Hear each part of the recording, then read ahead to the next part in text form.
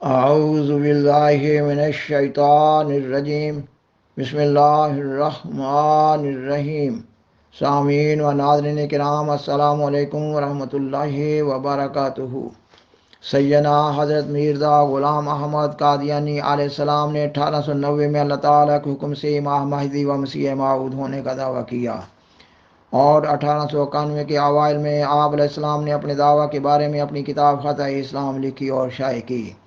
آج کے پروگرام میں سیدنا حضرت مسیح موعود علیہ السلام کے ابتدائی دعویٰ کے وقت لکھی جانے والی پہلی کتاب فتح اسلام میں سے چند ایک اقتباسات پیش کیے جا رہے ہیں۔ کسی بھی مرسل مامور من اللہ اور مصلح ربانی کے دعویٰ کی نوعیت و کیفیت، ضرورت و اہمیت کو جاننے کے لیے ان کے اپنے الفاظ بنیادی حیثیت کے حامل ہوتے ہیں۔ کسی بھی مصلح ربانی کے الفاظ سے ہی ان کے دعویٰ اور دعویٰ کے مقاصد کو آسانی سے جانا اور سمجھا جا سکتا ہے۔ سچے مامور من اللہ کے کلام میں ایک عظمت اور شوقت ہوتی ہے، کیونکہ مرسل ربانی اور مامور من اللہ اللہ تعالیٰ کے بلانے سے بولتے ہیں، اس لیے ان کے پیش کردہ دلائل کو توڑا نہیں جا سکتا۔ آپ علیہ السلام نے اپنے دعویٰ کی ضرورت و اہمیت کو اجاگر کرنے کے لیے اپنی کتاب فتح اسلام میں عیسائی پادریوں کے اسلام اور سیدنا حضرت محمد صلی اللہ علیہ وسلم کی ذات اقدس پر حملوں کا ذکر کیا ہے، مگر آج کے پروگرام میں آپ علیہ السلام کی کتاب فتح اسلام میں سے ان اقتباسات کو پیش کرنا مقصود ہے جن کا تعلق مسلمانوں کو پیغام پہنچانے سے ہے۔ آپ علیہ السلام نے قرآن مجید کی سورۃ المزمل آیت 16 کی روشنی میں سلسلہ محمدیہ کی سلسلہ موسویہ سے مشابہت بیان کرتے ہوئے زمانہ امام مہدی و مسیح موعود کی نشاندہی کی ہے، یہ کہ انا ارسلنا الیکم رسولا شاہدا علیکم کما ارسلنا الی فرعون رسولا، یعنی یقیناً ہم نے تمہاری طرف ایک رسول بھیجا ہے جو تم پر نگران ہے، جیسا کہ ہم نے فرعون کی طرف بھی ایک رسول بھیجا تھا۔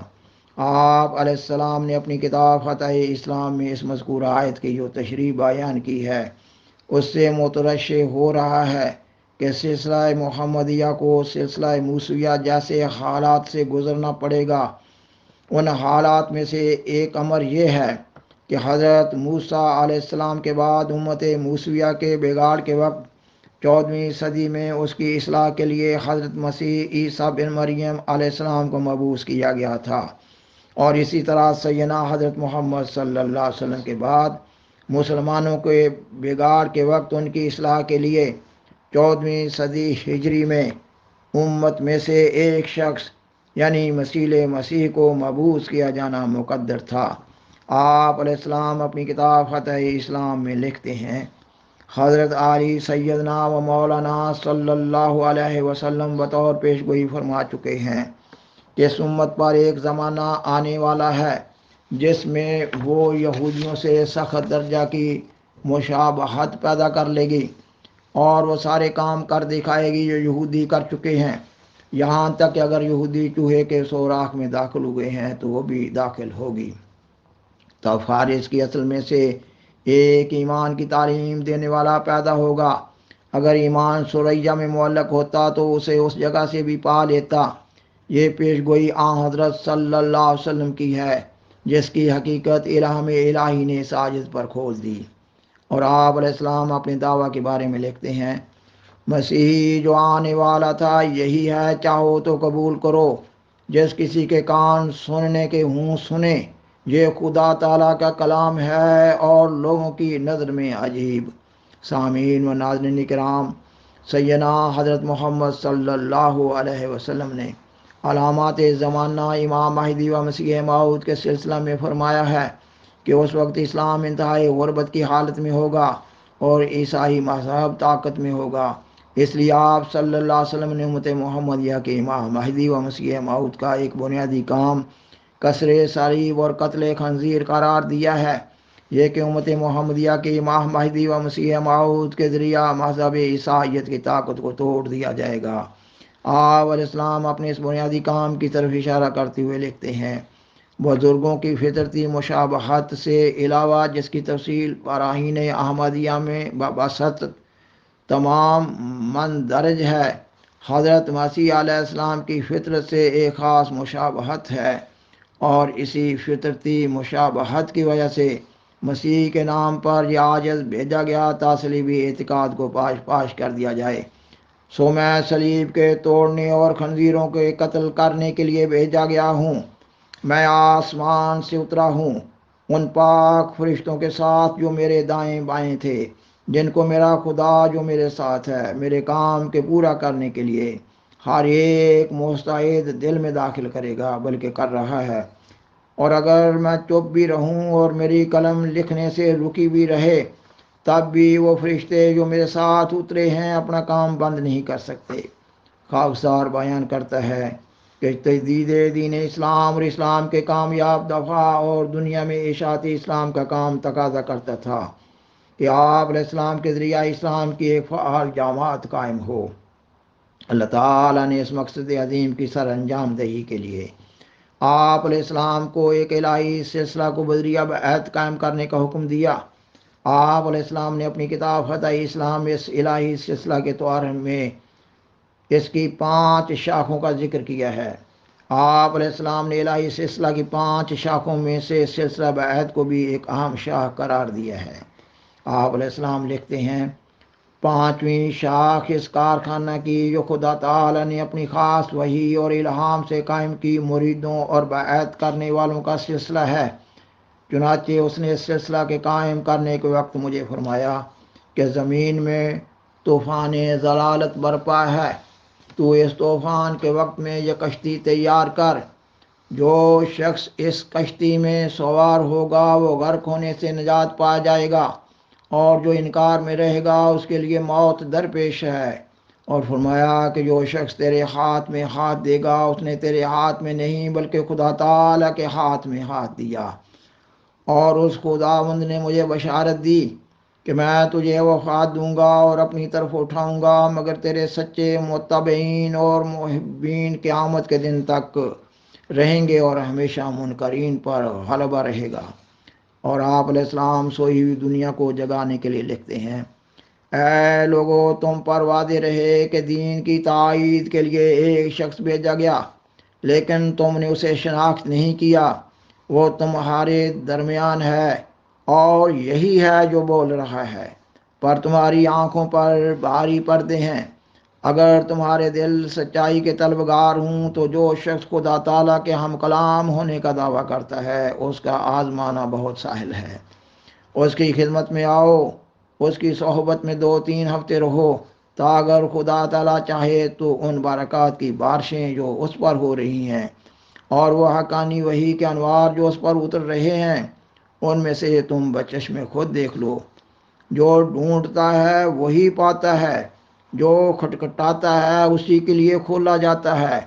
اگر تم آنکھیں بند کر کے اور اندھیری کوٹری میں چھپ کر یہ کہو کہ آفتاب کہاں ہے، تو یہ تمہاری عبث شکایت ہے۔ اے نادان، اپنی کوٹری کے کواڑ کھول اور اپنی آنکھوں پر سے پردہ اٹھا، تا تجھے آفتاب نہ صرف نظر آوے بلکہ اپنی روشنی سے تجھے منور بھی کرے۔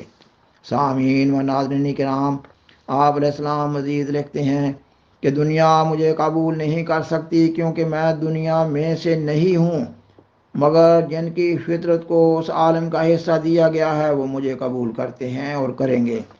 جو مجھے چھوڑتا ہے وہ اس کو چھوڑتا ہے جس نے مجھے بھیجا ہے، اور جو مجھ سے پیوند کرتا ہے وہ اس سے کرتا ہے جس کی طرف سے میں آیا ہوں۔